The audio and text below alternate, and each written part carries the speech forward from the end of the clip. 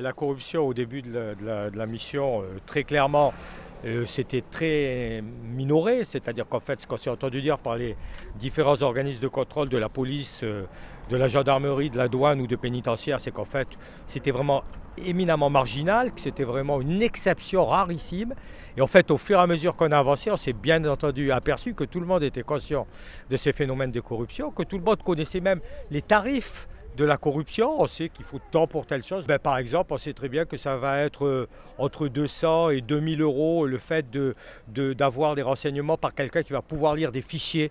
Voilà, on sait très bien que ça peut coûter de 5 à 20 000 euros pour soustraire des pièces d'une instruction. On sait très bien que ça peut coûter quelques dizaines de milliers d'euros aussi pour faire en sorte qu'un container soit pas scanné ou qu'une porte soit ouverte dans une enceinte portuaire. Tout ça, on le sait, puisque c'est chiffré, on connaît même les montants. Donc il y a bien des gens effectivement qui ont des salaires très bas, qui sont contactés par les trafiquants et qui sur le lot, même s'il n'y en a qu'un sur 1000, celui qui est là sur 1000, il va être corrompu et il va donner accès à tout un tas d'informations qui vont permettre au narcotrafic de s'organiser.